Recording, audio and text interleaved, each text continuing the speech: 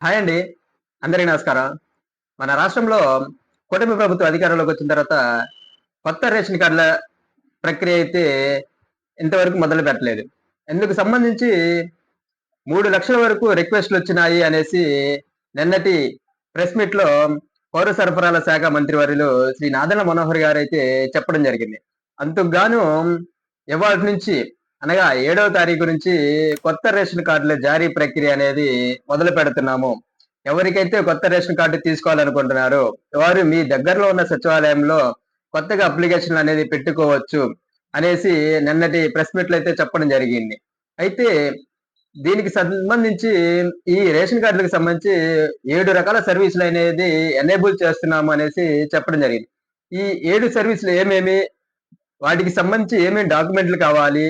అనేవి ఇప్పుడు ఒకసారి చూద్దాం. అయితే ఈ రేషన్ కార్డుకి సంబంధించి లాస్ట్ డేట్ అనేది ఈ నెల 31 తారీఖు వరకు ఉంటుంది. అయితే దీనికి సంబంధించి ఏమేమి కావాలనేది ఇప్పుడు ఒకసారి చూద్దాం. అయితే ముందుగా కొత్త రేషన్ కార్డుకొచ్చేసరికి only ration card application form and Aadhaar cards అలాగే మెంబర్ ఎడిషన్ ఎవరినైతే మెంబర్ యాడింగ్ చేసుకోవాలనుకుంటున్నారో వారికి వచ్చేసరికి application form and adding member Aadhaar card ఎవరైతే యాడ్ చేసుకోవాలనో వారి ఆధార్ కార్డు అలాగే రైస్ కార్డు ఇంతకు ముందున్న పాత రేషన్ కార్డు అలాగే చిన్నపిల్లల్ని యాడ్ చేసుకోవాలంటే వాళ్ళ బర్త్ సర్టిఫికేట్ లేదు పెద్దవాళ్ళని యాడ్ చేసుకోవాలంటే మ్యారేజ్ అయిన పర్సన్స్ అయితే మ్యారేజ్ సర్టిఫికేట్ అదే బ్రైడ్ అయితే అదే అమ్మాయి తరపు వాళ్ళైతే వాళ్ళ పేరెంట్స్ ఆధార్ కార్డు ఇకపోతే స్ప్లిట్ అంటే ఒక కుటుంబంలో ఉన్నారు వారిని వేరే కుటుంబంలోకి వారికి సపరేట్ గా కార్డు తీసుకోవాలి అనుకుంటే వారికి స్ప్లిట్ అయితే చేయడం జరుగుతుంది. దానికి వచ్చేసరికి split application form and Aadhaar card అలాగే రైస్ కార్డు ఇంతకు ముందున్న రైస్ కార్డు అలాగే మ్యారేజ్ సర్టిఫికేట్ స్ప్లిట్ చేయడానికి సంబంధించి మ్యారేజ్ సర్టిఫికేట్ వీరికి ఈ స్ప్లిట్ చేయడానికి ఈ అప్లికేషన్ ఈ అనేవి కావాలి. అలాగే అడ్రస్ చేంజ్ అంటే ఒక చోట నుంచి ఇంకో చోటికి మారిన వాళ్ళకైతే అడ్రస్ చేంజ్ కూడా అవకాశం అయితే ఇవ్వడం జరిగింది. దానికి సంబంధించి ఏమేమి కావాలనేది చూస్తే application form and address proof ఎక్కడైతే ఉంటున్నారో అక్కడ అడ్రస్ ప్రూఫ్ అలాగే రైస్ కార్డ్ అంటే ఆధార్ కార్డ్స్ వచ్చేసరికి ఏ సర్వీస్ చేసుకోవాలనుకున్నావో ఆధార్ కార్డు కంపల్సరీ అయిపోయింది. అలాగే ఇంతకు ముందున్న రైస్ కార్డు కూడా కంపల్సరీగా అవుతుంది.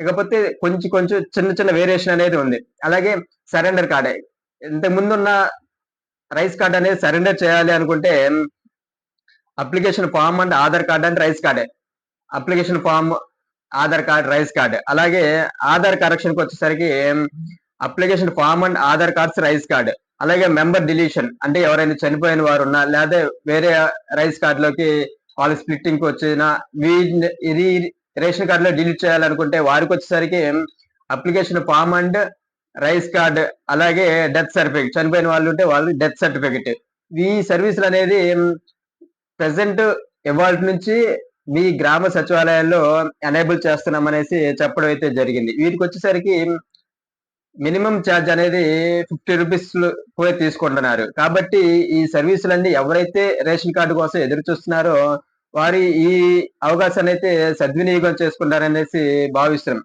అలాగే జూన్ నెల నుంచి రేషన్ కార్డు వచ్చేసరి ఇంతకుముందు అయితే పెద్దగా ఉండేవి. అలాగే అందరి ఫోటోలు ఉన్నాయి. ఇప్పుడు అలా కాకుండా smart card and QR code తో స్మార్ట్ కార్డులు అనేవి రావడం జరిగింది. ఈ స్మార్ట్ కార్డులు వచ్చేసరికి జూన్ నెల నుంచి డిస్ట్రిబ్యూట్ చేస్తామనేసి పౌర సరఫరాల శాఖ మంత్రి నాదెండ్ల మనోహర్ నిన్నటి ప్రెస్ మీట్ లో అయితే చెప్పడం జరిగింది. కాబట్టి ఇక్కడ నుంచి ఇప్పుడు ఎవరైతే అప్లై చేసుకున్నారో వారికి కూడా స్మార్ట్ కార్డ్ లోనే రూపంలోనే రావడం జరుగుతుంది. ఇకపోతే ఈకేవైసీ అనేది ప్రతి ఒక్కళ్ళు రేషన్ కార్డులో ఉన్నారు వారందరూ ఈకేవైసీ అనేది తప్పనిసరిగా చేయించుకోవాలి అనేసి సుప్రీంకోర్టు ఆర్డర్ లో రావడం జరిగింది. అందుకు సంబంధించి ఈకేవైసీ ప్రక్రియ అనేది చేయడం జరిగింది. దీనికి సంబంధించి లాస్ట్ డేట్ వచ్చేసరికి ఎక్స్టెన్షన్ చేసిన డేట్ వచ్చేసరికి జూన్ 30వ తారీఖు వరకు ఉంది.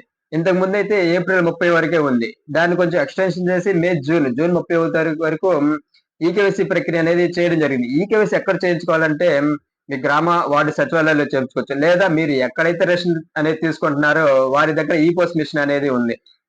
ఈ పోస్ట్ మిషన్ల ద్వారా మీరు ఈకేవైసీ అనేది చేయించుకోవచ్చు.